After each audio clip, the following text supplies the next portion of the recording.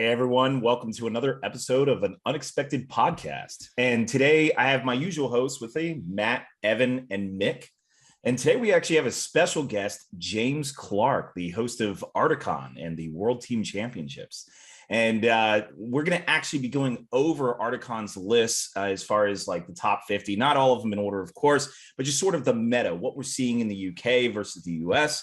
We just had a tournament for Nova Open where we can actually make some comparative notes, kind of see, maybe what people overseas are playing. And remember, Ardacon is a tournament of the entire world. So there's going to be a lot of different lists from a lot of different regions of the globe. We're also then going to be, but first we're going to go into Mick's list. Before we go into that, we'll be going into Mick's list for what he's bringing to his next tournament. So for those of you who don't know and don't listen to the podcast or just your first time here, we actually review lists that you submit on YouTube, but today we're going to be doing it from one of our channel hosts. And then at the end of this, we'll be going into a little bit of spoilers from the Rings of Power. So we'll let you know when we get into that, just in case you do not want to go into spoilers, but that'll be at the end of the episode. So with all that being said, Mick, let's go ahead and show your list. What do you got for us? All right, so I'll be attending a tournament in week or 2 weeks, depending when this podcast drops. It's a 700 point tournament, actually, in London. So inspired by Ardacon, I decided to start playing more games again. So I actually signed up to 3 tournaments in the next month. So hopefully, Wow. Having played like almost 20 games at Ardacon, I'm also intending to play almost 20 games in the next month. So here it is. So it's 700 points, and I've got Mordor with Serpent Horde. Leader of the army is the Witch King with Crown of Morgul, Horse, 3 Might, 10 Will, and 2 Fate points. He leads a warband of 4 Black Numenorians, 1 Moran Orc with Shield, and 4 Orcs with Spears. Then warband number 2 is Shadowlord on foot. He's leading 4 Black Numenorians, 1 Moran Orc with a Shield, 4 Orcs with a Spear. Then warband number 3 is Shagrat with the War Leader in heavy armor with Shield. He's leading 2 Black Numenorians and 2 Moran Orc with Shield, and 4 Orcs with Spear. And warband number 4 is Suladan, mounted on his armored horse with 2 Serpent Riders. So that brings us to 700 points, 32 models, and 11 might. And the idea behind this list was that I wanted to have 3 big heroes, which is the Witch King, Shagrat, and Suladan. And initially, my issue with just having those 3 was that if I'm then filling up the warbands, I might have like 38, 40 models, but getting to play against larger armies like Lake Downs or things which shoot really well, they will bring me down to about 30 and then possibly take me apart. So instead, I decided to take a different route to actually drop some will points from the Witch King and bring Shadowlord instead to basically add another caster to help against enemy heroes, to enable myself to have more black darts, and obviously to stop enemy bowfire. So yeah, so I just thought I'd share this list as something that I'll be using in a couple of weeks and see what you guys thought. So just curious, did you put Shadowlord on foot to avoid any temptation, or? Well, I put Shadowlord on foot because I only have 32 models, and taking him on horse would be 31 or 30 models. So I generally don't really feel the need to have him mounted, other than a slightly larger range for his Power of Darkness. I already have 1 caster in Witch King, and now the Shadowlord is the other supporting caster. So in reality, I'll be able to cover quite large distances with magic. And I figured Shadowlord's just going to stay somewhere in the back and cast his spells and use his ability. So I don't necessarily see the point of having the horse. Okay. I was only just curious because normally a lot of times we'll throw a horse on him just to give the option to charge in. But I agree. I mean, honestly, if you have him as 2 points of might for hook moves and then a bunch of will and he's just solely focused on that task, then that, probably not a lot of reason to have a horse on him. Outside of that, I actually love the whole idea of trying to hit hard with 3 heroes, and then now you have this support hero, and basically once you're in combat, if these guys can tear through fast enough, then you'll be in a pretty solid position against most armies. And Sul'dan bringing the banner is also great as well. I would wonder if these three heroes, though, are the ones that would be able to do it. I mean, it's a kind of almost reminds me of Rohan, right? Like you got to fight five heroes. What the exception of obviously you have a lot of magic to throw around, which is great. So that immediately neuters other heroes trying to take you out. But I'm kind of wondering if these three specific heroes will be able to. I mean, assuming you're like chopping through like the troops as you immobilize heroes and Well, as long as the troops aren't elves all over the place, because I'm fight 5. yeah. But that's one of the reasons for these three heroes, and that they all have heroic strikes. So even if I am playing against elves, Shagrad's able to chew through them with strikes. Suladan's able to well, Suladan is actually with his banner, he's assisting both Shagrad and Witch King by giving them the reroll. So both of those guys get like four attacks on charge.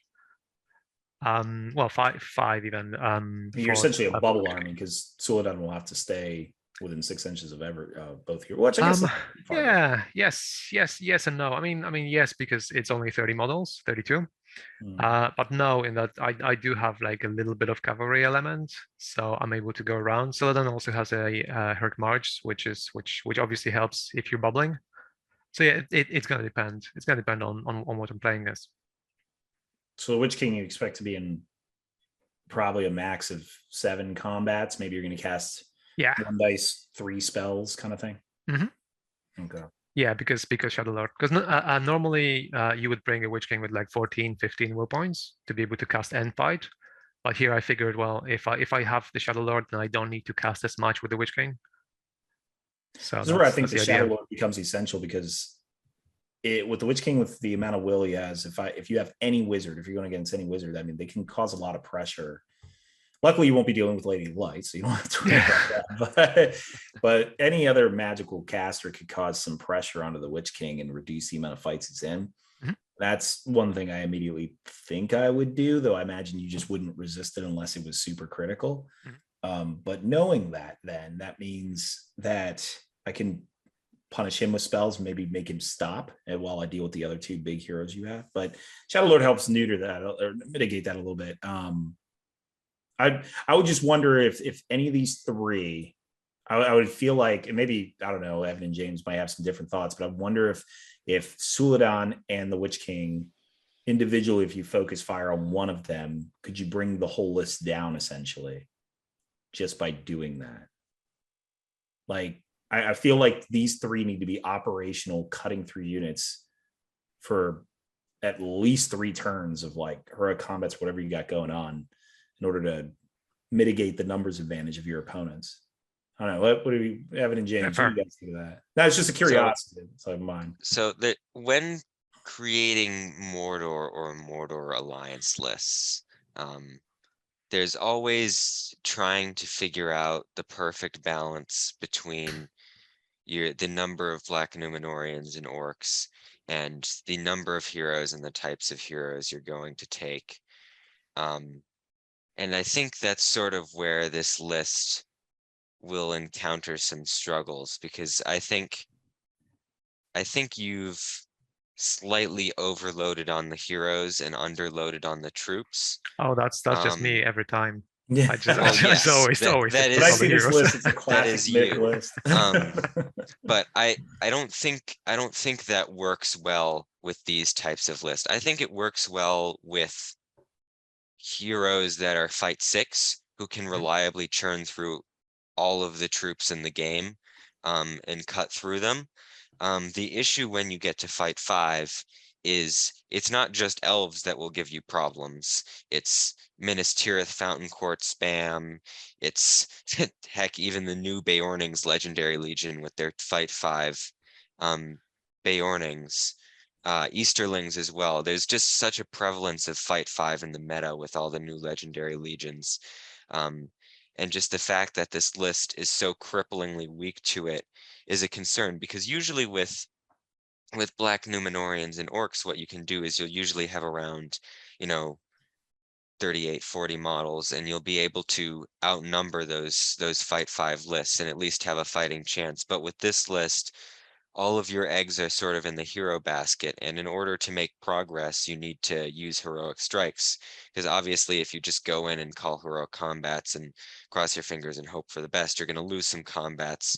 You're going to lose your horses. You're going to take damage on your heroes, and that's going to be a huge problem. Sort of going more on the micro scale for a second, I really don't like the Moraninorcs with shield in this list. I feel like when you create a Black Numenorian heavy list, the reason you do it is to create that solid terror line, and adding in Moraninorcs not only lowers your courage value with some models, which can be problematic for other terror causing armies. It also destroys the cohesivity of that sort of battle line and means that your opponent has weaknesses to pick on and take advantage of. So in terms of what I would do if this were my list, and obviously you're not me, so you can take these suggestions or leave them. Also, one final thing, your Witch King feels a bit weak at 700 points. I No think way. you took a similar Witch King to Ardacon, not this Ardacon, but last Ardacon, right? No, I think he Something was similar to he that. was on 12 points of will, and Okay, he and that was. was 600. So And what you're saying is that he was stronger at less points. yeah, because Um, here we have the Shadow Lord too, so we so we we don't need him to be I stronger. get that. I get that, but the big thing about the Witch King is his ability to be not only your leader, but the ability to perform multiple roles at the same time. One of which is casting spells, obviously, which he is incredibly good at because he can reroll because of the crown. And sort of the crown allows you to get more out of your will points than any other ring wraith would. And I think leaving him on 10 will points is concerning to me. And I know you were going for the 3 big hero, 3 hitty hero type of list here, but my mind is really itching to say drop Shaggy, bump the king up to a fell beast, bump up his will points, because the fell beast adds another layer to your gameplay. It gives you so much board control, which is incredibly important because this list does not have a large amount of board control. It's got 2 Cav guys, and then Suladan and the Witch King, I guess, but they generally stay with the pack, and it's only got 32 models, which is relatively small. So I'd say Fell Beast, more will on the Witch King. And then bump up your numbers to 36, 38, whatever you can get. And then I'm split on whether you drop the Shadow Lord down to a captain or something, or Shagrat down to a captain, or just take 3 heroes, which does lower your might and mean you need to be careful about that. But this list doesn't necessarily need to call a bunch of heroic moves in the first place because you have the flat terror line, and your ring wraiths like to react, especially the Fell Beast. So I know this is, I'd say, quite drastically changing your list, but I'd say dropping the Shadow Lord or Shagrat and then pumping your list more full of Black Numenorians and Orcs, and if you run out of warband slots, take some Haradrim warriors with spears and then go more Black Numenorian heavy in the other warbands. And then just beefing up your Witch King, giving him a Fell Beast to add an extra dimension to gameplay, and then getting some extra will points would, in my mind, make this a much more solid list that can react more to unfavorable matchups. Definitely is changing the list quite drastically. Oh yeah, that's It fine. That's fine. definitely is. Yeah. That's fine But though. Like it's just my concern. My concern with the list is that the way it is structured well, in a sense that on the micro scale, except for the Miranda Orcs, you're creating it with powerful models. I'm just concerned that the overall build of the list does not function well into the current meta that we have Mhm. seen. I kind of Sure, wonder. yeah, no, that makes complete sense. I mean, I'm fully open to just like change to dropping things around. I personally didn't necessarily think of about the Felbeast, but yeah, that could be an option. Do I have to follow Evan's very, very good assessment?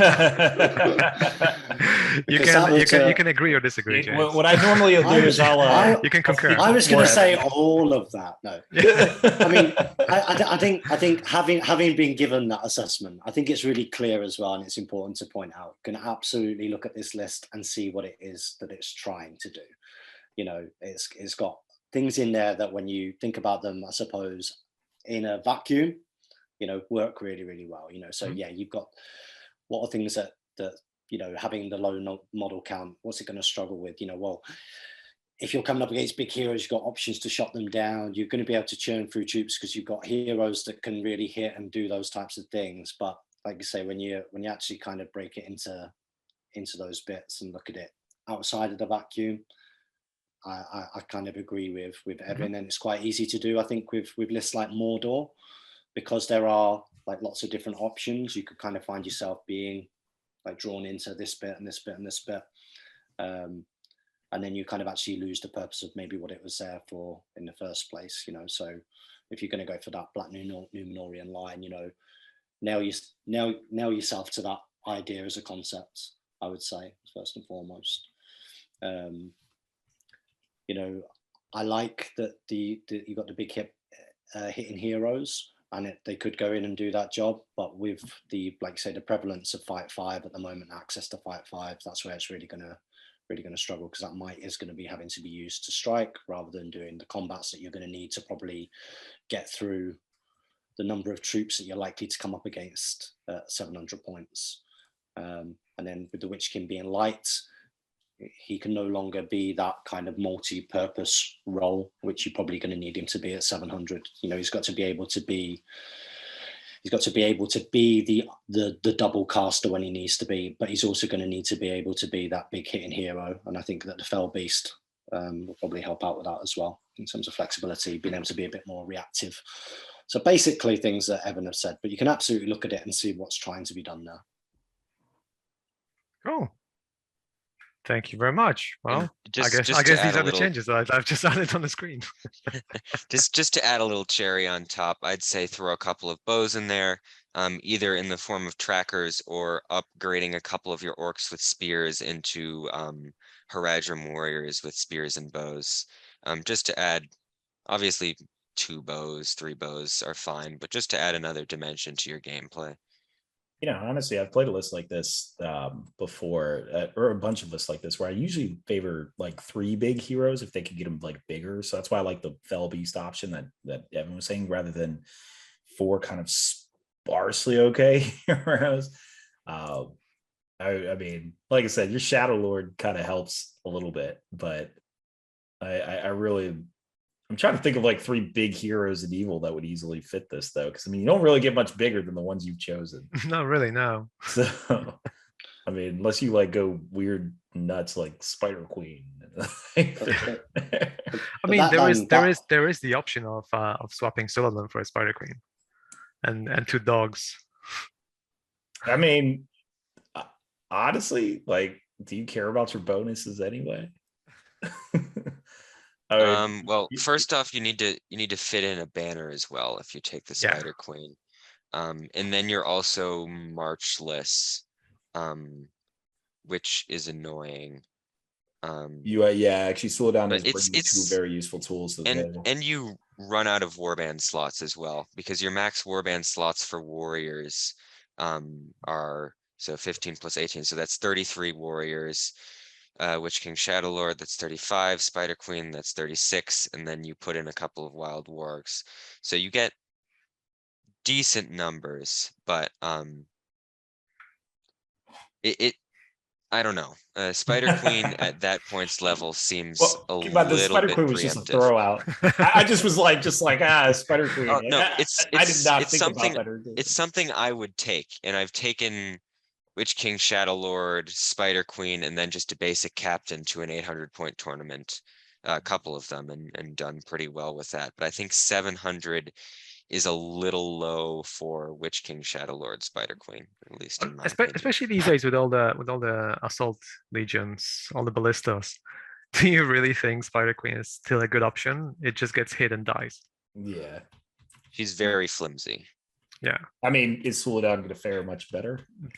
I mean, well, Five he's gonna dice in one provides. he's gonna survive his one hit with 3 might points if you roll a 1, and then he's gonna be a banner.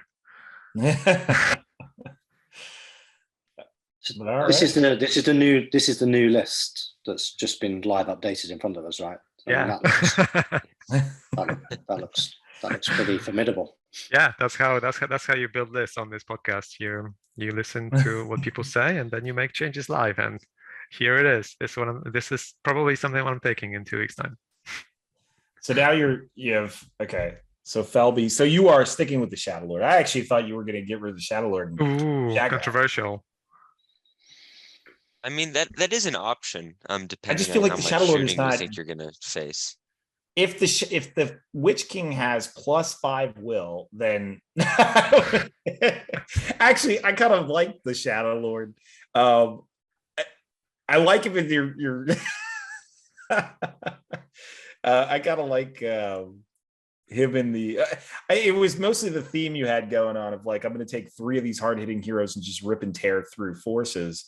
Shagrat lets you do that. Shadow Lord does not, which means now you have 2 units, which is not a big deal. It changes the function of the list to more of like you're using your army to beat down your opponent.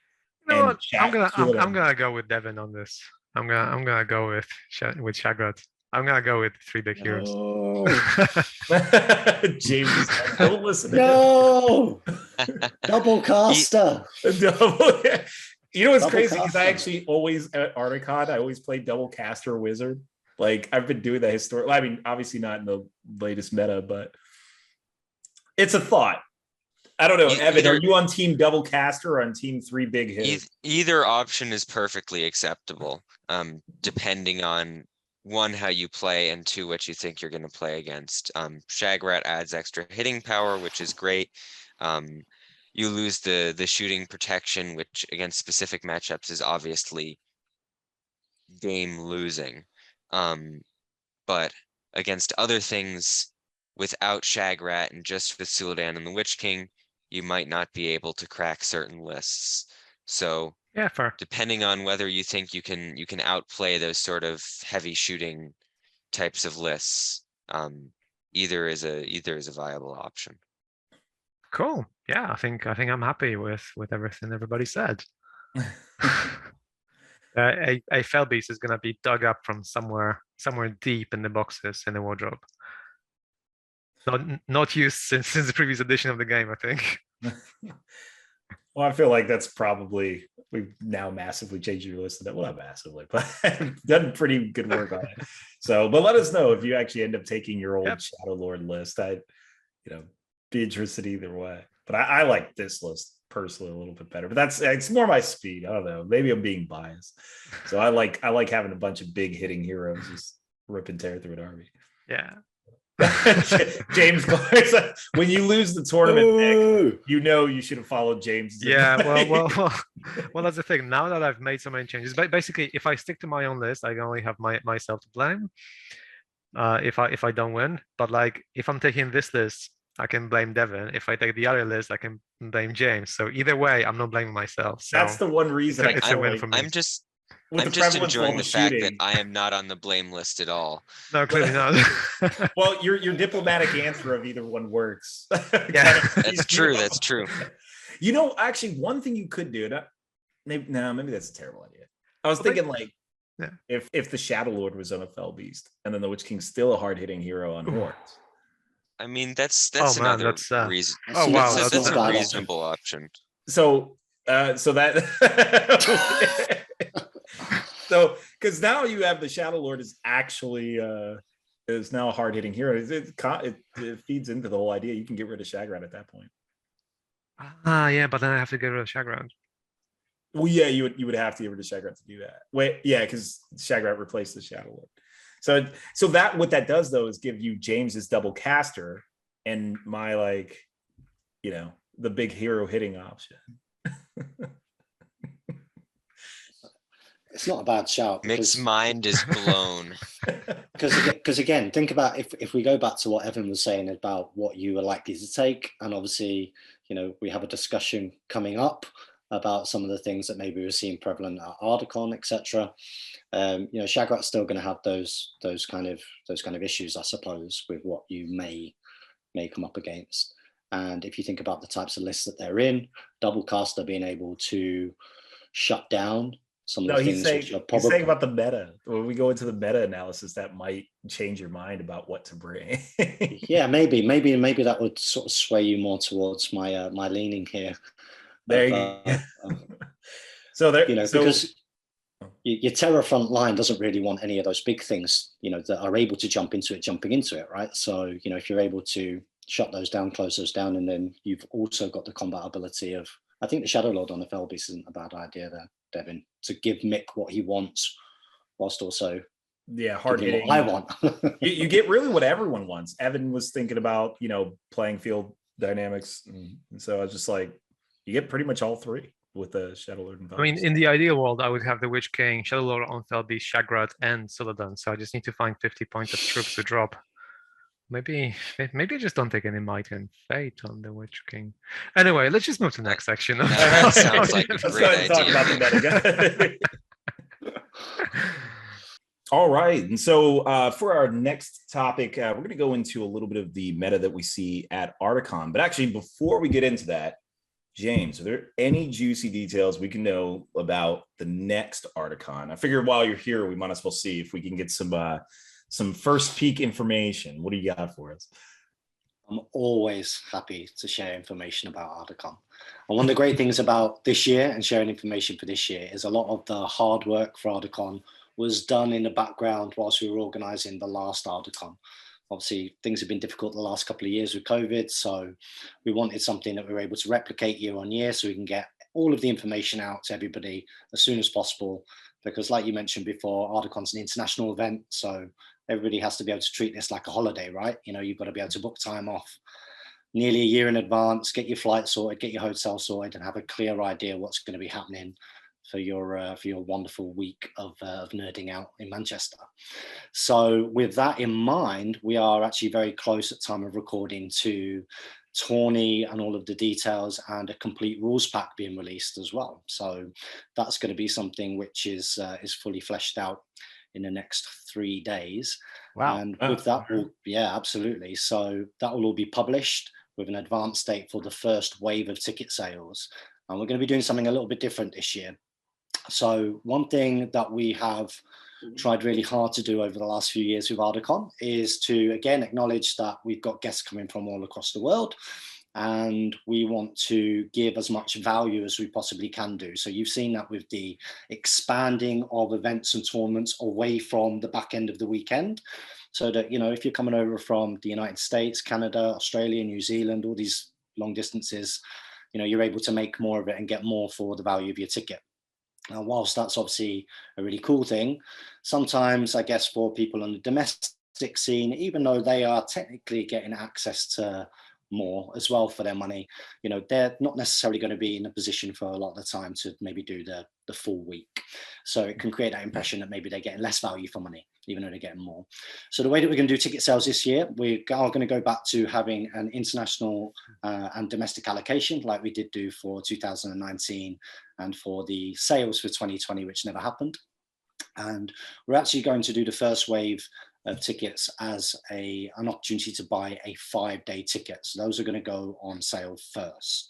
And that's going to happen at the end of September. And then that will be split. Whatever is left over when we get to the end of October will be split again. And then a 4-day ticket will go on sale. So that will go again. And then a month later, that's when a 3-day ticket will go on sale.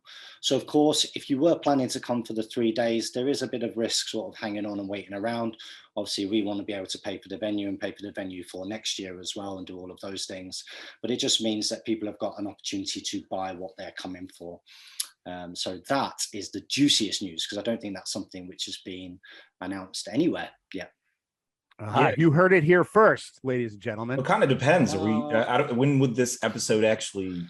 Okay. So now it's on. We heard it here first, ladies and gentlemen. You heard it here first. You heard it after we already bought our tickets. Sorry. Yeah. Yeah, I don't know what your editing schedule is like, but you at least heard. I say heard it first. You know, I'm always quite open. When people are asking questions. Obviously, we've just had Ardacon. All of you were there, except for you, Devin. I was not able to make it. Yeah, I you know what? wasn't able to make like any tournament the entire year. So, but I will definitely be coming next year for sure. I bet you say that to all the TOs. Yeah, Matt's kind of sick of hearing. Actually, he does. He does. Yeah, I couldn't make your one. Well, I couldn't make any of them. I really didn't make it. That's something that people have asked about, and it's something I'm quite keen to see how that goes. And again, from our perspective, it doesn't mean that we're selling a cheaper ticket initially, which then runs into the risk of being down and risk not being able to pay for all the things that we need to pay for. So 5-day tickets go on sale when? The end of September. The end of September. Okay, so Mick, schedule this for release on October 1st. There you go. Yeah, I'm just gonna take the next 5 weeks to edit this, just to make sure everything's precise.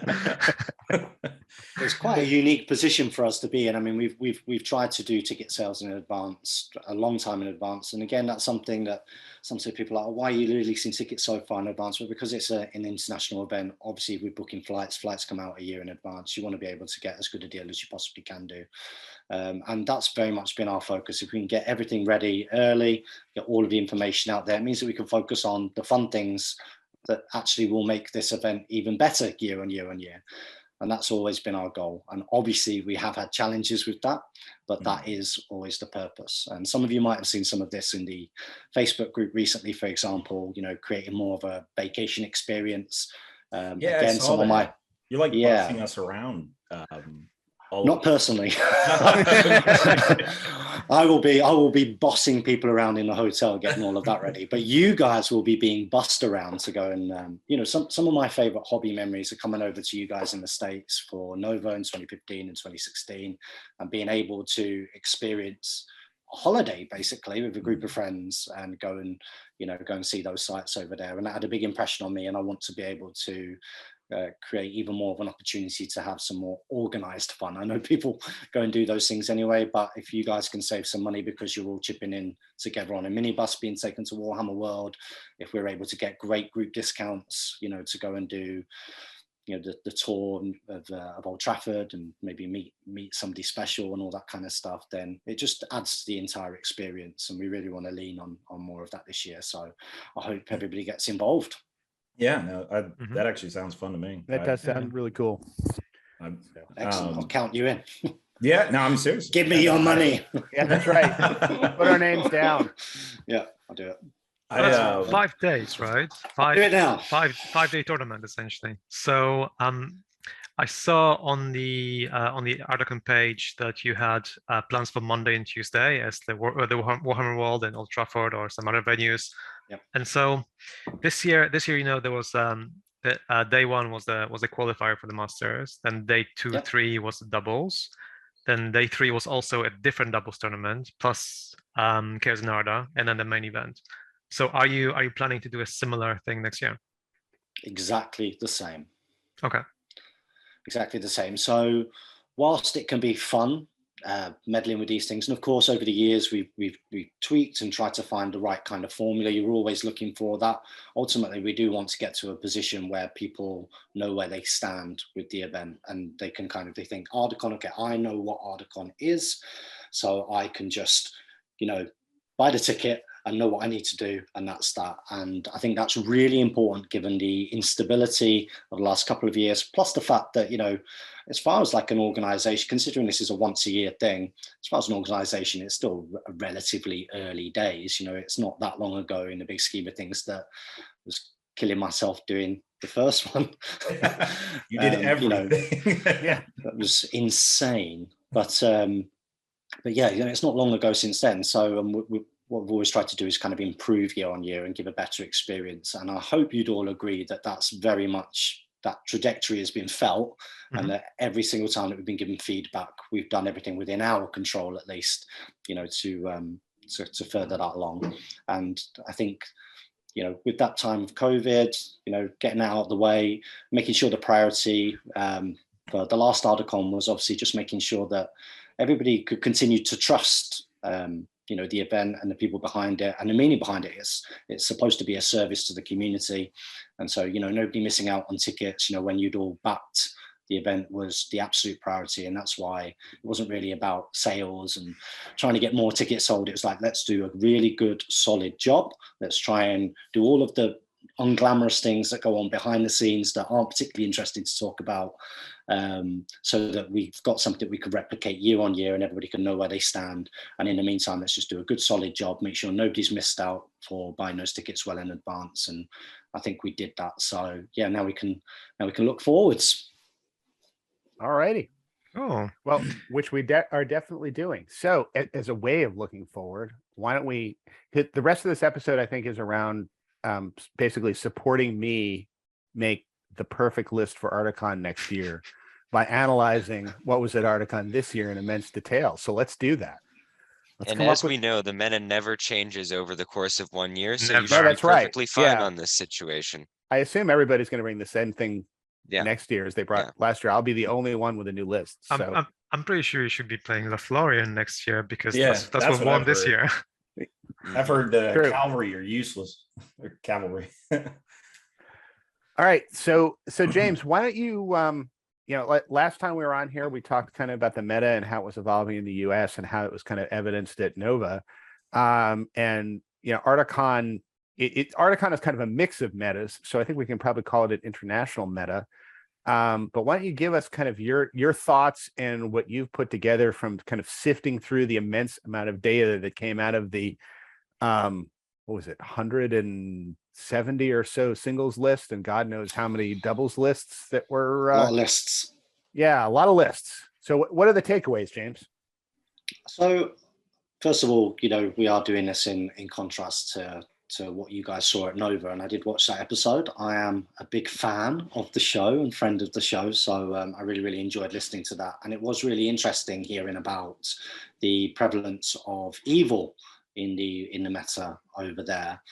And I don't know whether any of you guys have seen Timothy Hickson put a post up on the American Facebook group for SPG, basically making that assessment. And he was talking about Jay's observation, and I have spoken to Jay about this at Jamie Giblin's Stag Do over the weekend as well. His observation that it was really interesting, just how prevalent evil is, and why we think that possibly could be, first of all. And that's then gives a real good amount of context, I think, for having a look at the comparison to, I don't think Ardacon is a fair reflection of the UK meta. But I have asked for some data for that, which I'll hopefully be able to send to you guys in the future if you ever wanted to do that as a conversation. But as you say, it's probably more of an appreciation of a mix, particularly of European list data. So if you look at my view on the reason why you might see evil, and particularly Legendary Legion evil prevalent, and I don't know if you guys agree with this in the US, but I do think that just geography and the maturity of, I suppose, getting gaming time coming together over a period of time could be one of the reasons for this. I think that historically evil has been a cheaper, easier and more forgiving route to playing the game. I don't know if that's something any of you guys would agree with. And I think if you're getting less games, if you are, the distances between being able to play games in terms of time and just sheer mileage is quite vast generally, as a general view. I think choosing lists which are more forgiving might be something that you see a little bit more of. And that's kind of maybe, we very much thought when we came over to Nova in the first year when we looked, we described it, and it's not a negative connotation, so don't take it as such, but we very much looked at the list. Yeah. No, Nova 1 and 2 really showed like how much work the American meta needed. So, but by Nova 3, we'd done the work. Exactly. I don't think I was there for Nova 3.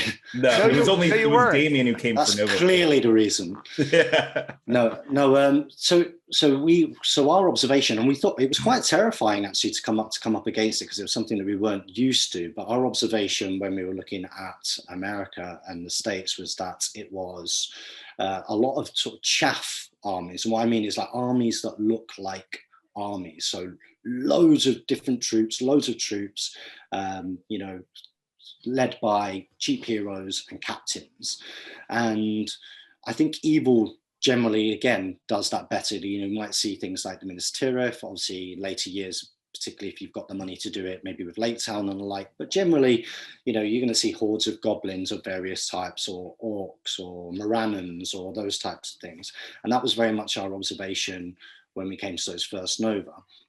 Whereas what we were kind of experiencing in the UK, even, by that point, and Mick will be able to confirm with me, I think we'd been doing GBHL for maybe sort of 2.5, 3 years, maybe 4 years at that point. It was kind of in that kind of realm, wasn't it? 2013.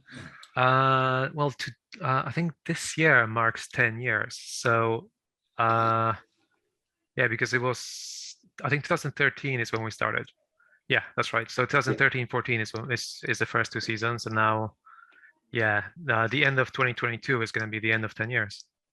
So just to continue with this kind of as a context, so the reason why we were taking lists that we were getting quite frequent games, going to tournaments quite often. It was like every couple of weeks, and that was the environment. So I very much felt like our lists were a product of our environment, and the lists that we were seeing over in America were the products of their environment. And I still think maybe there might be a little bit of an element of that just because of the geography, even though I think that things, obviously the number of tournaments now in the United States, the way the community is linked, all of those types of things, and definitely in terms of what we've seen, just exposure to playing games and the game and different metas, traveling down around to the international tournaments, there's definitely a kind of increased skill set for sure, like across all of the game, if that makes sense. So I think that's kind of good context to put as kind of contrast as why we might see something a little bit different when we look at Ardacon, because Ardacon, if we look at first glance, even without looking at the data, I think that, and I don't know if you guys who attended would agree, but it seemed like there was a prevalence of good. Is that something that you would say when you were kind of having a general observation? I would not. I would say it was, it did not look like the US, where I went to the US, and I think I can, I played a total, or in Nova in the US, I played 8 games, and I think like 2 of them were against good. But I wouldn't say it was a prevalence of good, but I would say it was probably about a 50-50 mix that I was playing. But, of course, interesting. In a tournament the size of Ardacon, one person's number of games, even though, I played 16 games, any one person's slice of the game pie is not necessarily going to be statistically significant. I mean, Mick and Evan, what were your perceptions? Yeah, I'm just trying to think that I think most of my opponents in the main event were good. Can't exactly recall from the other 2 tournaments. I'm actually just trying to find that in my in the tourney system. I had a roughly 50-50 split as well, I'm fairly sure. But I think where the big differentiation occurred was looking at the top 10 lists here. 1, 2, and 3 all had good armies. Mhm. And then 4 was evil, 5 was good, 6 was assault upon Lothlorien. That's another bag there. And then Neutral 7, 8, army. 7, 8 were good. Let's see, 9 was another assault upon Lothlorien. And then 10 was good. So there was 2 or 3 evil army lists in the top 10, none of them in the top 3. And they were all legendary legions. So I think at least in the higher placings, it seems like good was more successful at Ardacon. Out of That is a curiosity, very- oh, sorry, no, go ahead. I was Go going ahead, to say Jay. that is a very astute observation, because that is kind of what we see across here, is that when you look at both the masters, so that was obviously a lot of the European guys, but of course a couple of others as well who were playing each other. There was 2/3 of those lists in the masters were good lists. And when we look across the top 50 down from Ardacon, when you take that top 10, you've got 70-30 split between good and evil, with good being very prevalent. And then for the next bracket of 10, it goes to 50-50 between good and evil. And then actually we start to see more of a prevalence as evil as we start getting into the bracket of the 20-30, where we've got 8 evil to 2 good. Then we've got 3 good to 7 evil on the next, and then it's 4 good to 6 evil. So you can still see that slight leaning as we come away from those top tables. So I think Evan's observation is right. At the top, we can see good rising, but then as we start moving down away from that, we start to see a little bit of balance, and then actually, if anything, a little bit of a leaning towards evil. Do you have the total percentage of like all the lists of good versus evil? Not across the entire Ardacon. I've got it for the top 50 though. So we had 29 evil lists versus 21 good lists. Okay, all right. Got it. So, yeah. And out of curiosity, because at one point I probably knew this, but I've since forgotten. If you had to, kind of thumbnail the good lists that are in the top 10, I mean, my perception was that the good lists I was running into were primarily elves, or at least, elves, either elves or elves and friends. And is that what the good lists were, at least in the top 10, top 20, or does it run the gamut? I think absolutely. so, because we've got number 1 is elves, number 2 is elves. Sorry to cut you off, James. Number 3 is Lake Town. Number 5 is elves, I'm fairly sure. Yeah, Elves and and Numenor. Yeah. Number 7 was elves. Number 8 is elves and Lake Town. Yeah. And then Theodred's number Guard is 9, number that's 10. Assault upon Lothlorien. And then Ali brought the Theodred's Guard. So it was Got it. basically almost entirely elves in some variety, it seems. And does that hold as you go kind of further down the lists? Yeah, the ability to go to fight 5 definitely is something that holds, or supported by fight 5. So this was one of the initial observations. Remember when we released the lists for the International Masters, and a lot of the observations were relating to, it was Rivendell and something. And that was absolutely clear across that Masters event. We had Rivendell and Numenor, we had Rivendell and Lake Town, we had Rivendell, Lake Town and Thranduil's Halls. We had Beornings, which of course, go to fight 5, but we had Thranduil's Halls and Lake Town. So again, elves. We had Lothlorien. There was Rangers of Mirkwood in there, but then you had Thranduil's Halls with Minas Tirith from Rohan. I believe that was yours, Mick. We had Lothlorien Fellowship. We had Rivendell and the White Council. So elves featuring is absolutely a massive part of it. Now you do see a couple of exceptions in there. We've got obviously Survivors of Lake Town were 3rd, I believe. Yeah, Survivors of Lake Town were 3rd. Theodred's Guard as well, filling in that similar-ish kind of, I suppose, category of army. And we kind of see a smattering of those types of armies throughout as well, whether they're done by a Minas Tirith or Lake Town in particular. But mostly it was elves. I think you're going to probably see Lake Town list more amongst elite players or players who've been experienced in the game, because I do think there's a monetary barrier to playing armies like that.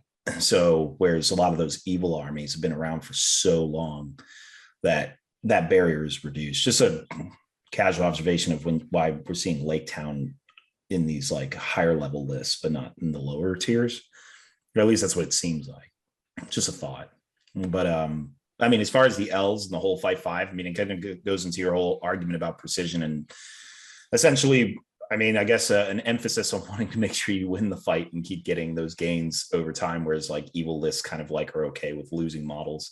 I think actually your whole argument about playing more forgiving lists and wanting to play that way is I mean, I don't know if anyone articulates it that way in America, but I imagine that that's sort of I wonder how that's thought of. Like, I don't know that a lot of new players actually say to themselves, like, you know, this list allows me to survive longer, you know, for making mistakes. I wonder if how that naturally like occurs in our minds to want to play. I mean, a horde. I will say this, you know, we've got a community up here in the Northeast that is kind of, it's expanding rapidly amongst new players. And we are seeing a lot of Mordor lists, you know, evil lists and Mordor lists, but a particular kind of evil and Mordor list. And that's I got the Pelennor Fields box set. I have a whole bunch of Morannon orcs. And then I'm going to throw in, you know, I got a couple of heroes and I'm going to throw these in, and this is going to be, you know, kind of my starter army. And I'll see if I enjoy this game enough to kind of go other places. And that shows up a lot. But that, you know, those lists are different than the lists we were seeing at top tables at Nova, which were, you know, at top tables of Nova were almost exclusively evil. I'm not sure that there was, with like one or two exceptions. I think Alex Dubois had a list up there that was good. But those lists are all kind of the specialist evil lists, which I guess we'll talk about in a second. So those were your, you know, assault on Helm's Deep, assault on Lothlorien, or attack on Lothlorien. I can't remember what it's called. You know, I was playing around with the Emperor's list, and those are not entry level price point armies. Well, assault on Helm's Deep kind of is, because you can just buy some Urukai and get a couple of ballistas and you're ready to go. But the attack on Lothlorien, you need a bunch of, you know, you need spiders, which are expensive. You need bats, which are expensive. You need a bunch of heroes, all of which are kind of bespoke heroes, or at least have been until recently. And you know, the Emperor Legendary Legion obviously is something you really have to throw some money at if you're going to put that on the table. So it's over here, at least the dominance that at least we were seeing, I think I'm speaking for Evan here, where we were seeing at top tables was around these kind of specialist evil armies, the Legendary Legions, which, I mean, we saw it at Ardacon. I think were there two Assault on Lothlorien lists in the top 10. Is that my memory? I think that's right. Yeah. And so I guess I'm curious on the Ardacon listings, you know, those specialist evil armies, and the ones that jump out in my head are obviously Assault on Helm's Deep, Assault on Lothlorien, Legion of the Dragon Emperor, and I think I would also put kind of Goblin Town and Corsairs in there too, because I think those are the other two kind of hyper competitive evil armies. And I'm curious how many of those show up. Wow, I have that information here. At least for the Assault on Lothlorien, we had 2 in the top 10. And then after that, we only had 1 more, which was 33rd, I believe. You say like top 50 kind of after in that? The top 50. Yeah, in the whole top 50. So there was only 3 of the Assault on Lothlorien lists, which might come as a surprise. Yeah, for us. Yep. Yeah, and then this might be a surprise for Evan, because I believe he might have played against this nearly every single time. But there was only 4 Assault on Helm's Deeps. Wow, how many did you play against, Evan? So I played 1 in Masters, and then 2 in the main event. So I hit half of the players who played Assault Upon Helm's Deep. And I think despite me either drawing or winning against them, they both outperformed me. So, but yeah, I think. Oh, and the other Assault Upon Helm's Deep that I think the highest placing Assault Upon Helm's Deep or close to it. Well, actually got. It was Yeah, I think 12. I think I played against him in Masters as well, or it might be his brother. Either way, I think there were plenty of Assaults Upon Helm's Deep, at least in my opinion, that did decently well. Yeah, I guess this is one of the dangers of relying on anecdote, is that plural of anecdote is not data. That every way Evan turned at Ardacon, he was facing an Assault on Helm's Deep, and there Yeah. were. Well, I mean, 4 out of 50. There were right? almost none out there, but he Well, played against all of them. well, It's I mean, I 50-50. wouldn't It either say- happens or it doesn't, right? Yeah, I wouldn't say almost none, because there were 8% in the top 50 were Assault on Helm's Deep, which is well, checking right now, there's 1 at 12th, there's 1 at 18th, 36. and then there's 1 at 26. 36. And So, I 36 mean, as essentially, well, they're yeah. much less represented. I mean, when you take Right. top 50, I mean, you're already, Nova's an 86 person tournament. So you're already like, yeah. it's I already think changed. Matt makes a really good point, because I think initially when you hear that, you're kind of surprised that it's quite a low number. But if you look at it in terms of percentage and you think about the number of armies and options that are out there, actually, it's not far off 10%, is it, off the top 50? So it's actually like, and when you actually club these together and you start looking and saying, well, there's 3 Assault on Lothlorien, there's 4 Assault on Helm's Deep, there's 2 Black Riders, which doesn't seem a lot, and I know that surprised a lot of people, particularly in Central Europe, that there's only 2 Black Riders. But if we kind of put these all in a category as being, evil legendary legions, and we're having a conversation about their prevalence in the meta, that's actually quite a large percentage. It seems like a small amount, because we're talking about a tournament where there's 170 plus people, but actually, in terms of, think of everything that we've got access to in this game. Yeah. Think of everything we've got access to is actually quite a few. And good, I always find it weird because good armies, like if you were to count them up, they're like basically 2/3 of the game. Like, I mean, I don't know about legions, but I definitely know for the books, for the main books, they're a majority of the book. Oh, that's right. Yeah. So now if we were to count legions themselves, I'd have to go back and recount that, but I'd be curious about how much good outweighs evil. I mean, I don't know, I imagine it's a lot, but I'm thinking of Rohan and like they get a legion every book. So I think Yeah, but not all the of them are legion playable. distribution, I think the legion distribution is exactly 50-50, if I remember correctly, because in every book they give you like 3 good and then 3 evil legendary legions.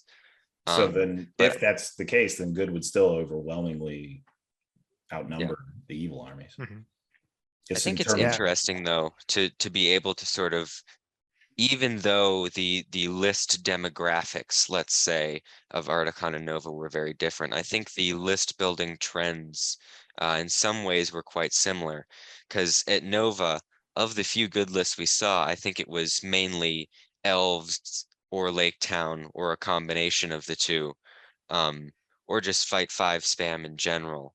And looking at Ardacon, it seems to be very similar.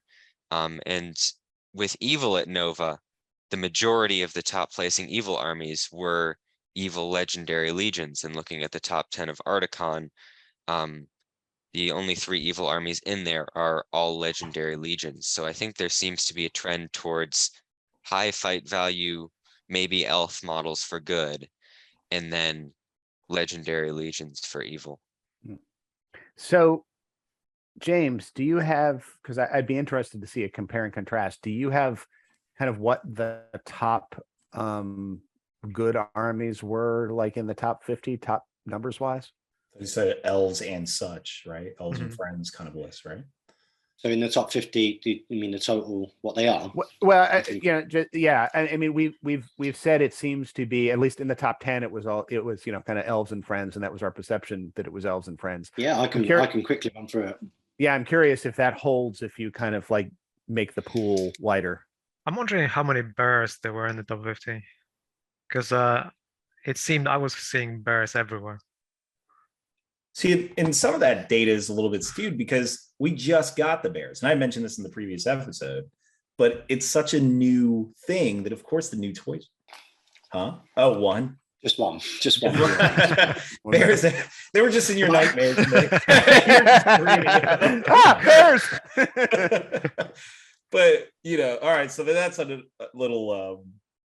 I guess that totally defeats exactly what I was about to say about them. Like, they're just there are 2 bear lists in the top 20, I think. So Nikki. Oh yeah, there's 2. Yeah, bears. so you got 11. Yeah, you got 11 and 16. Yeah, so basically 20% of the 10th to the 20th was bears. There's always 2 bears.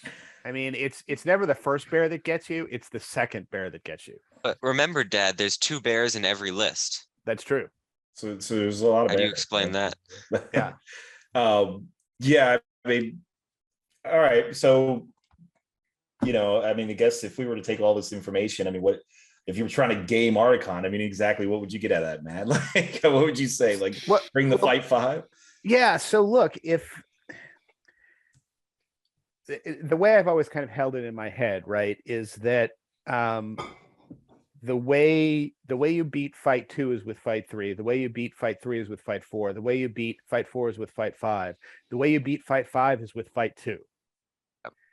And which kind of raises my question of is the counter to the Ardacon meta, which is elves and their friends, either Goblin Town, or now is it Assault on Lothlorien, which is fight 2 all over the place, except in certain places where I want it to be, it's going to be a fight 6 spider that rerolls wounds. James, would you agree with that in the UK meta? Do you find that the spammy horde lists give the precision fight 5 lists a hard time?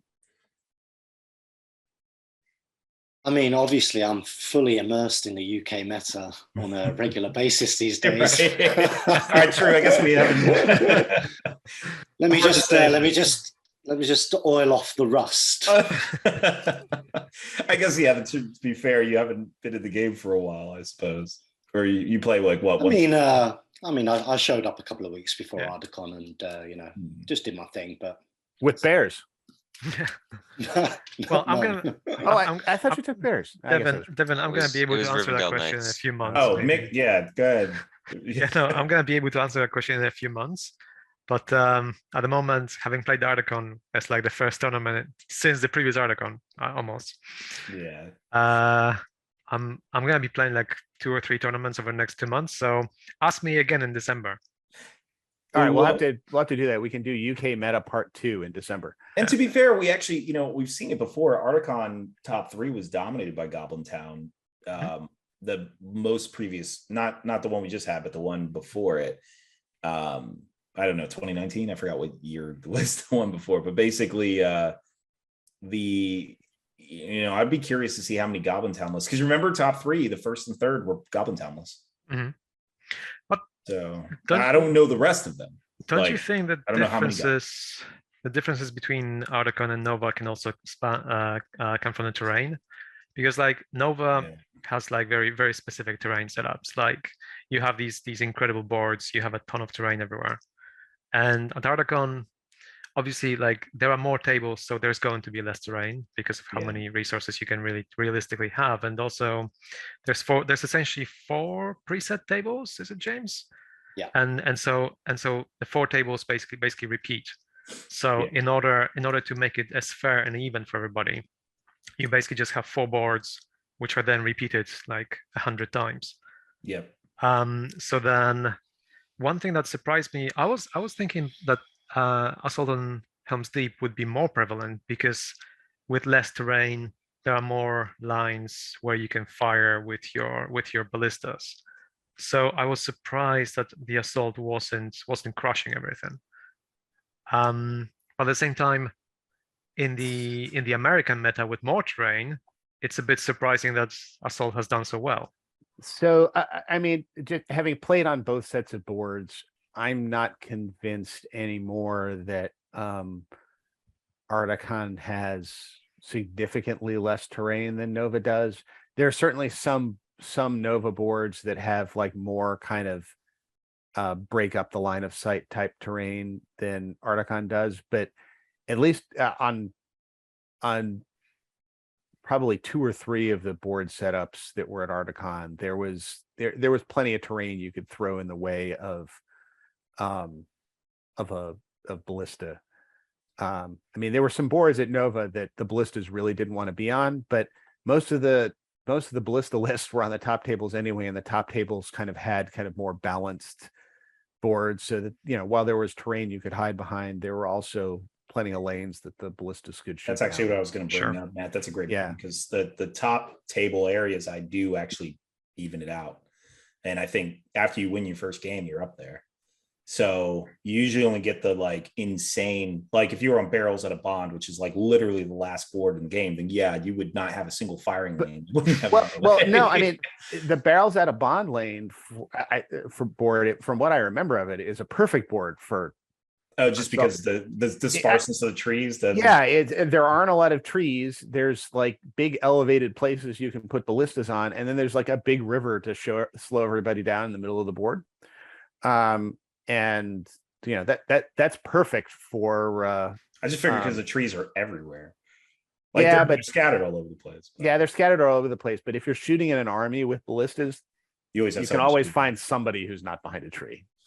Okay, then I guess you know, Nova certainly gives this idea that it's huge on terrain. I think the only boards actually are the building ones. I mean, correct me if I'm wrong, Matt and Evan, but I would imagine it's the buildings ones that are.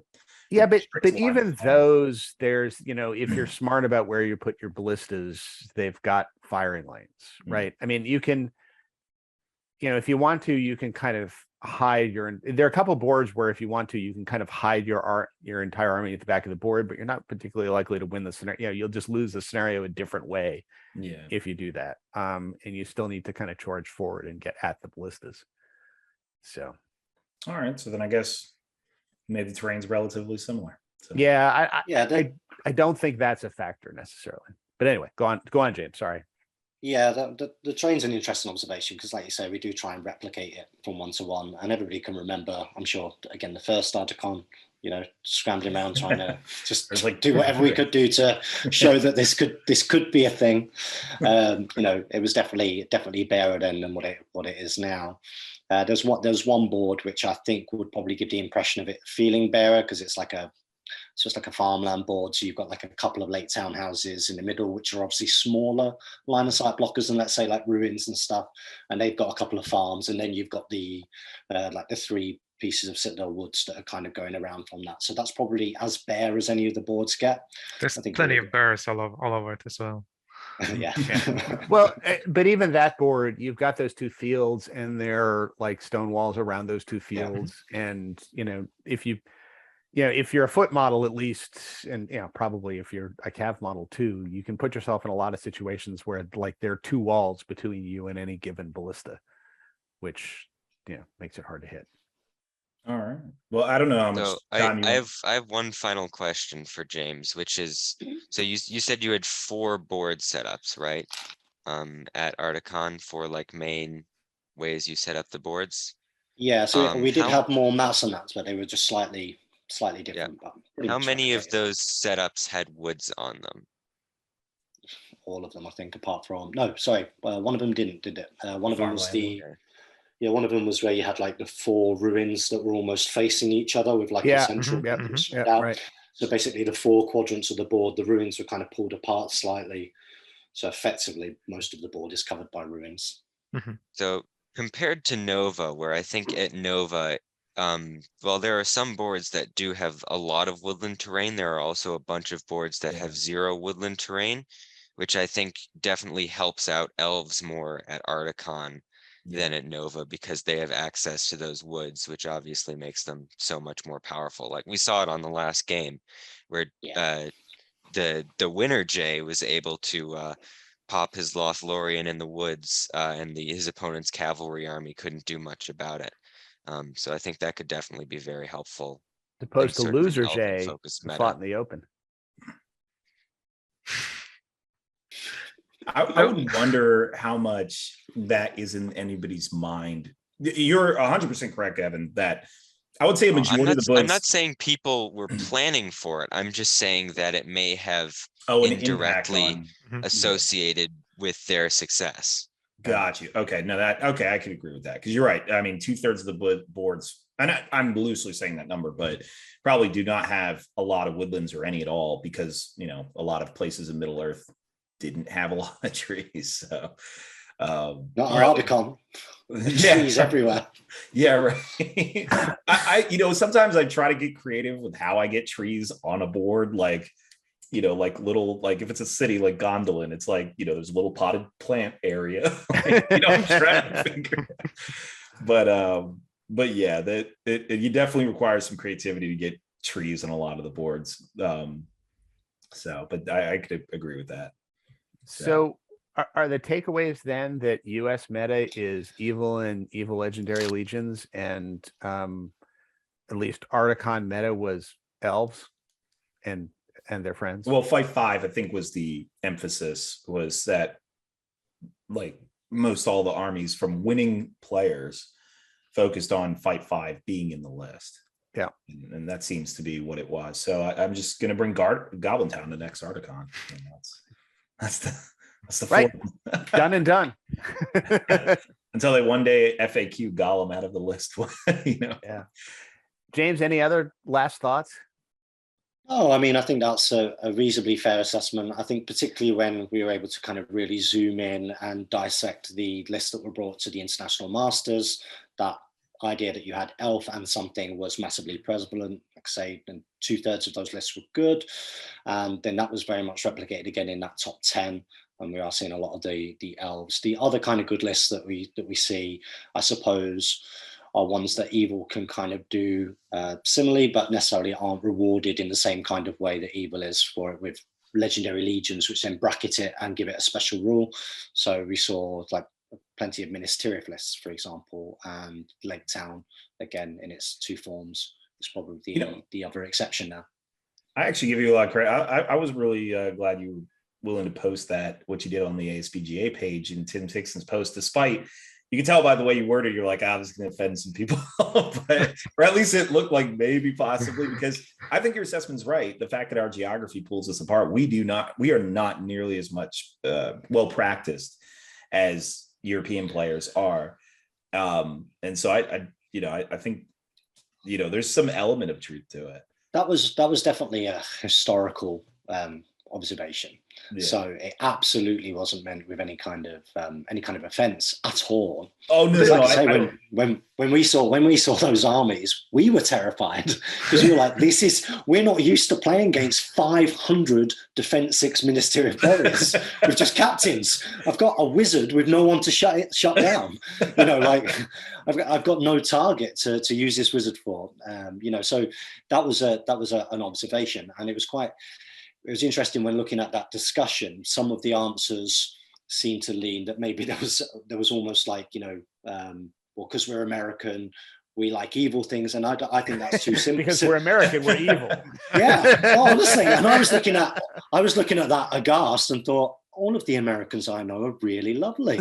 So I don't think that's true at all. You know what, James? That's because you don't know us well enough. Yeah, there you go.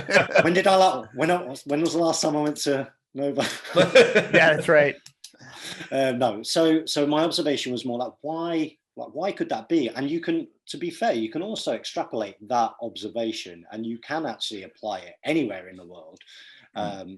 Particularly when you start so you could look down through this, and as you start coming past that top 10, past the top 20, and as we start going down and we start seeing, okay, players that maybe aren't performing as well at that event, there seems to be more evil amongst that. Maybe it's for similarish kind of reasons. These guys aren't necessarily getting to as many events competitively. They're not playing in those types of games, those types of environments. So maybe they're taking stuff which is maybe a little bit more forgiving, that when they are playing once in a blue moon rather than going to a tournament every couple of weeks or whatever, they are getting better results than they might do if suddenly they decide to pull out, do you know what I'm going to do today? I'm going to bring out Saruman the White, or I'm going to bring out this, which is a more difficult piece to use. You have to be using it on a more regular basis. Or Rivendell Knights would be a great example of that, wouldn't they?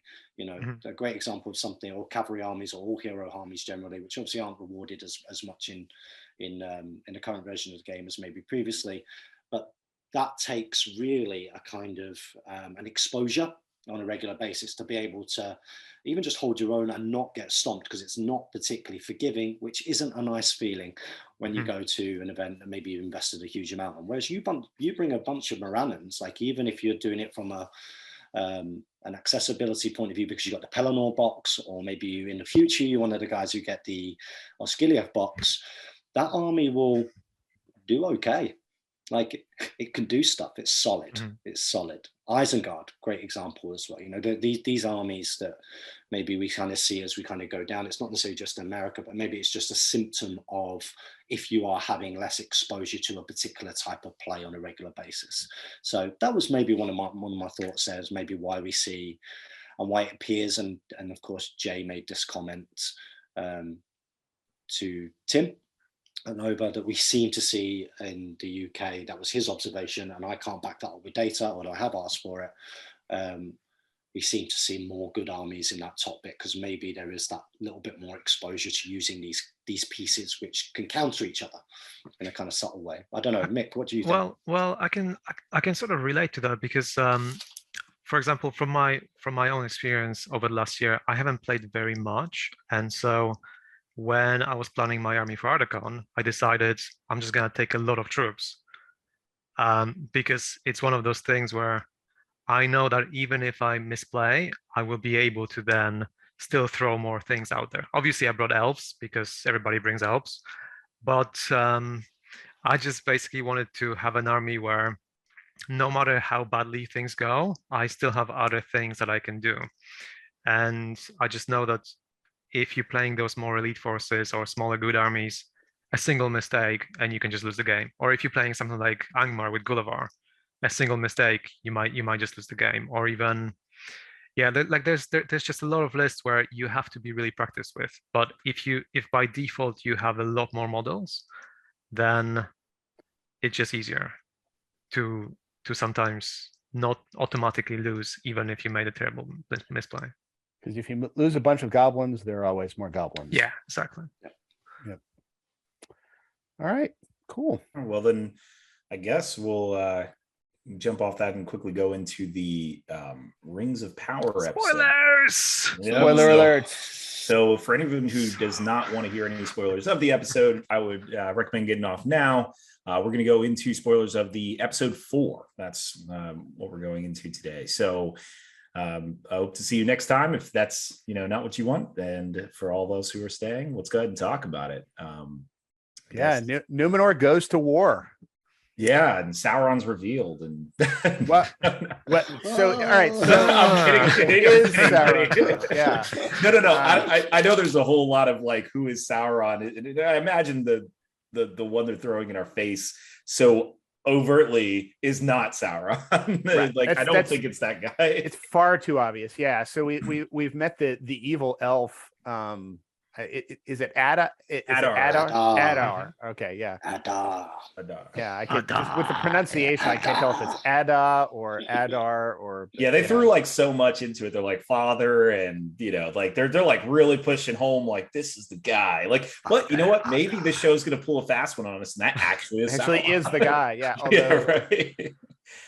All right. So I'm curious who people think are the other contenders for Sauron. Well, Halbrand is a very popular one. Yes. So, and some people say we may have not even seen the guy yet, but I'm of that view. Also, I think the showrunners actually said something like he's not even supposed to be in the first season.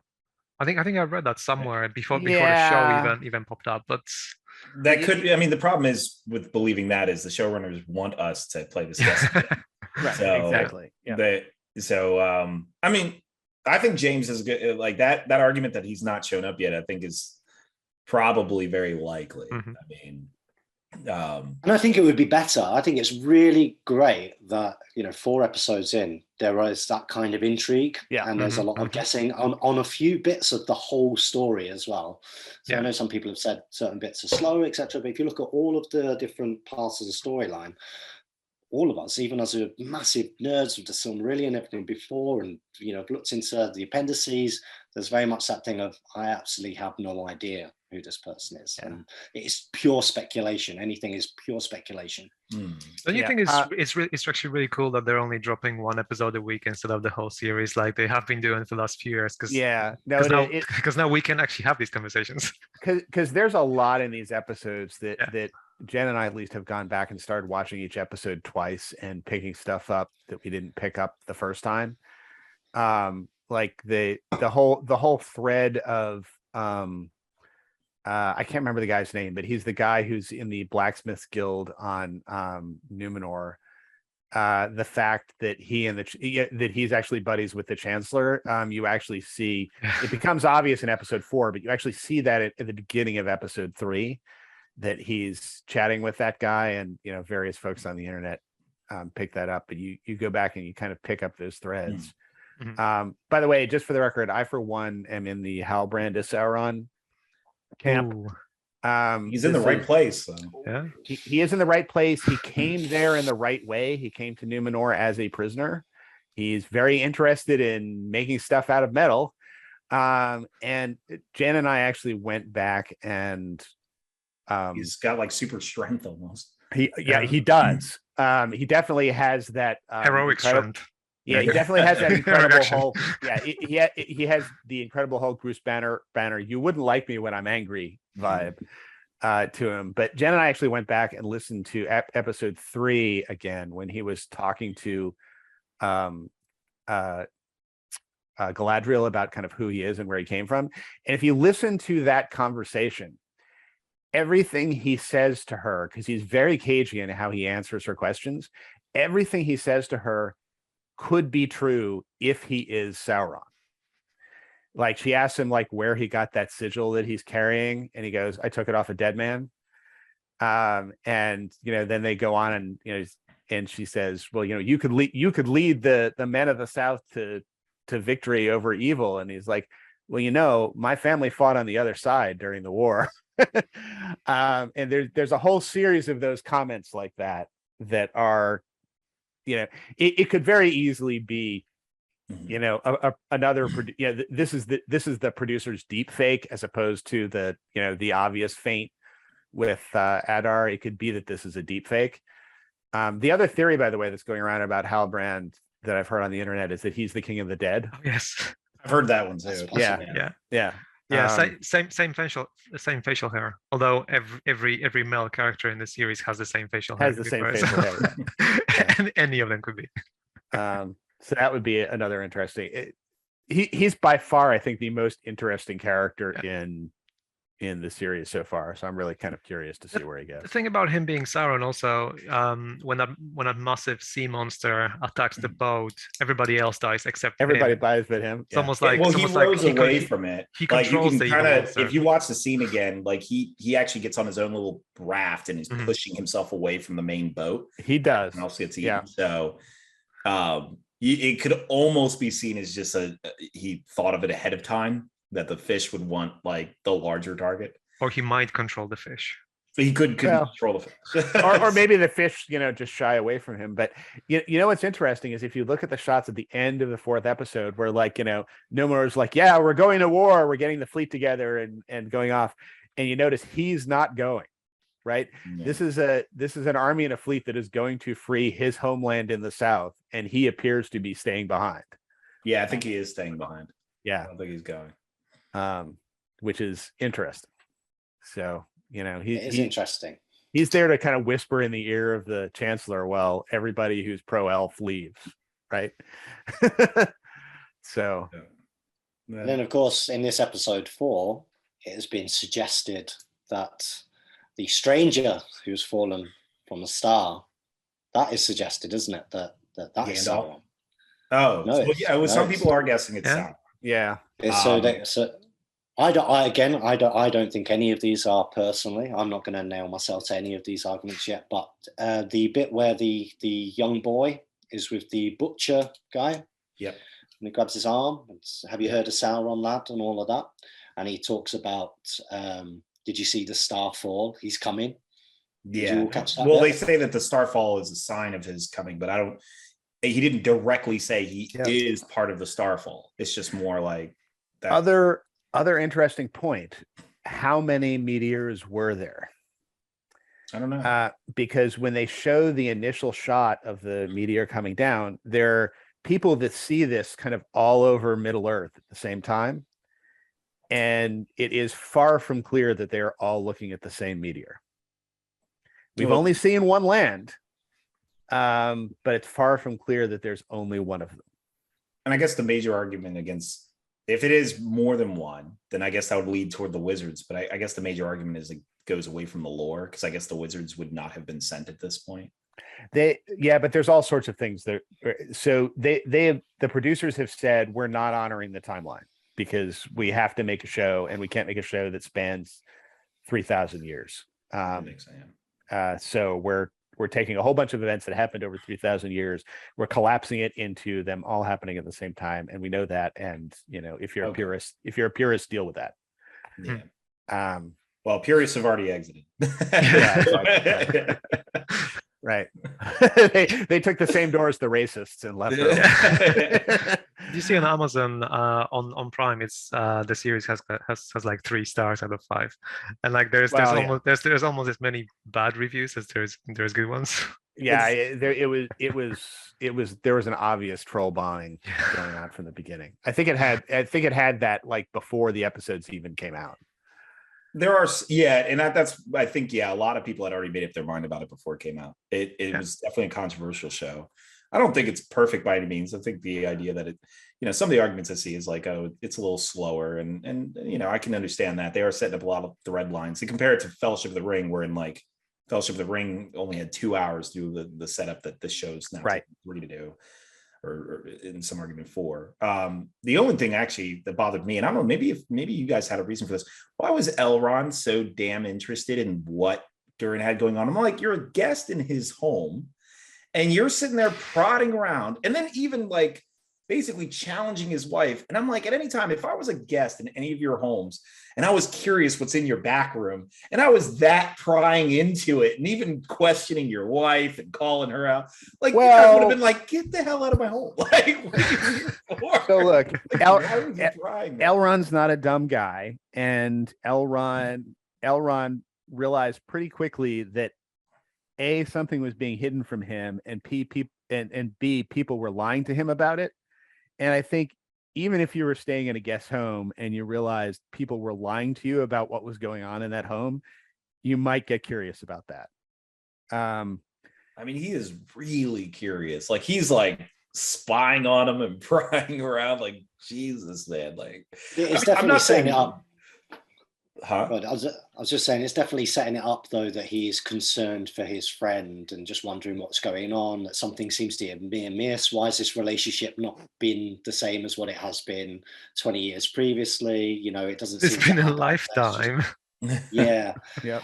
So he does come across as that kind of concerned friend rather than someone who's just annoyingly nosy. Yeah, that's true.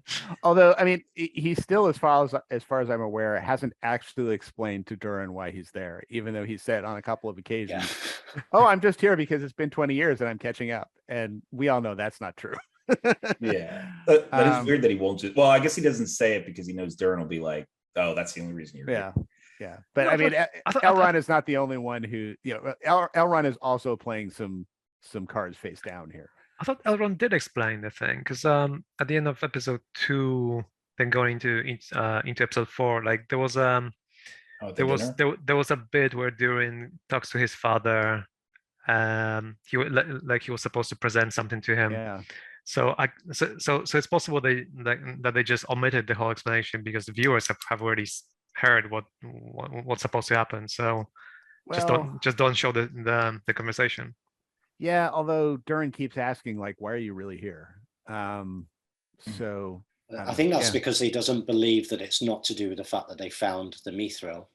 Spoiler. Yeah, maybe. that's yeah. I think But it's because yeah. I think Mick's right. You see Celebrimbor, you see the forge being built Yeah. and stuff. So the work for that implies that the workforce has been attained to help build this forge. Maybe That's fair. So maybe what Duran's really asking is, why are you still here? Yeah, exactly. Yeah. Well, because I want to see what you're digging. Yep. Because I want to see what's in your backyard. Can I just ask for anybody else? Are these your? Because for me, those interactions between those two and those scenes between Durin and Elrond are some of my favorite scenes. I actually really liked that they threw in that little bit at the end where they're like arguing about how they met. That was where I really was sold that these guys have been friends for a while, because there wasn't a lot, like there were certain scenes that I really liked, but that's when I'm like, okay, cool, that they're bantering almost like they've been really doing this for a long time. So yeah, I think that they did pretty well with that. And his interactions with his wife and all that. I think she's actually pretty cool. Yeah, no, his wife is cool. Although I do have to say, every scene with Galadriel in it is my favorite, just because she has that way of just like drilling holes in people with her eyes, which is really quite remarkable. She just has this glare about her that is just really fun to watch. I will say that I originally didn't like Galadriel until Halbrand at least brought it up, and it now was a plot point of the show that her method of solving every problem is this like blunt force, just arguments. Yep. Like, what are you doing? And then I was almost like criticizing her of having one personality until Halbrand actually brings it up, and then I'm like, oh, okay, this is actually a plot point that she'll change. And I'm like, okay, fine. But that's the thing that people often, first. Yeah, but that's the sort of thing that people often criticize. Like, I've read people's critique being like, oh, this character is so unlike Galadriel that we see in the Third Age. It's like, well, there needs to be a character arc. Needs to develop and there change. isn't. Otherwise, it's gonna be boring.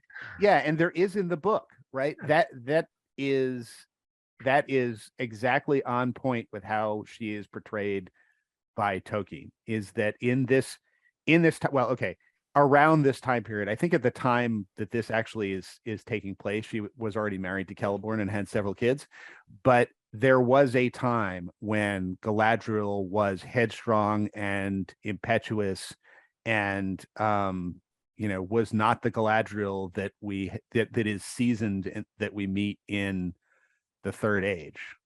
She was part of the rebellion, wasn't she? She was exactly. She was part of the rebellion, so that's implied. She's described as being all kinds of things, I mean, she could do with being 6'4" in the in the thing. That's my only gripe. Well, look, as far as we know, she is 6'4" because she's just standing next to a 7 foot tall Elendil. So very true. We don't have we don't know the perspective here. We don't know how high the ceilings are. So I wonder if now that we're going to see Numenorians go to the mainland, will the height of the humans show a slight differentiation? I doubt they'll go that route, but I don't think so, because Halbrad's the one reference. Well, unless Halbrand is Sauron. Sauron's bigger. And who's 10 feet tall, and we just don't realize it because of force perspective. Yeah, exactly. I mean, he is taller than everybody that he beats up. That's true. Yeah. Is he taller than him? I have to relook at that scene. Yeah. Not all. Why did you go rewatch?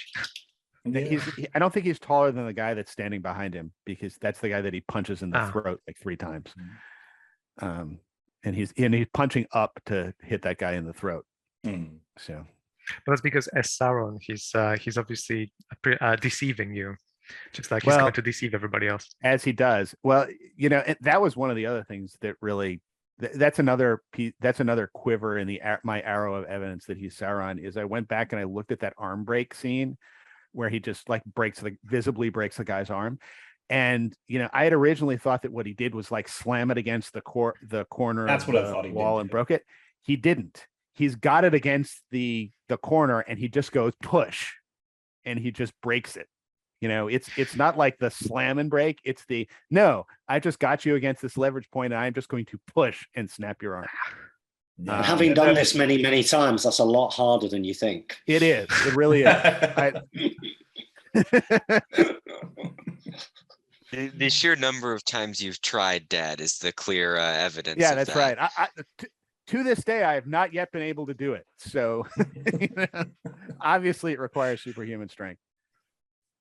I guess as far as that sword, is that just a regular blade? I mean, they call it like a sword made by Sauron, but don't know what for that thing someone is. else.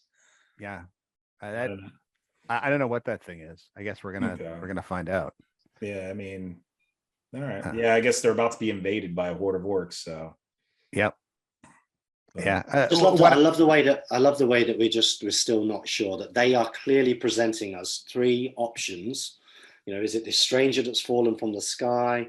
Is it Halbrand? Is it Adar? They're putting it there like, which one do you think it is? Or is it D, none of the above? Yeah, well, yeah, because they still have yet to introduce like the bald white person that, I don't know, everyone was talking about. I was like, oh, that's Sauron and what they look like. Remember the hooded figure that's like got a white hood? I haven't introduced that person. She or he, I actually can't tell, I'll be honest. Looks pretty sinister. So I don't know. We probably have not seen them yet. Yeah. And I wouldn't be surprised if like we don't see them till the end. Like the last episode is the reveal. Like that might be how it is. I think that makes them scarier. Yeah. I think that's a scarier thing, when something isn't necessarily thrust into your face. It's ominous, it's brooding, it's behind the scenes. You're not really sure what's happening. All this chaos is unfolding. There's a driver, but it's not some, cinematically big screen monster or anything like that. It's just there. I almost find that a bit scarier. True. All right. Well, guys, I have to disappear and enact my nefarious plans because I'm an American and that's what evil Americans do. Yep. So you guys can keep this discussion going for a little bit, or you guys can sign off, but I'll leave you to it. All right, no, we'll go ahead and sign off here, and we'll let everyone who I guess we'll end it here. So thanks for everyone attending, listening to the podcast, and we'll see you all very soon.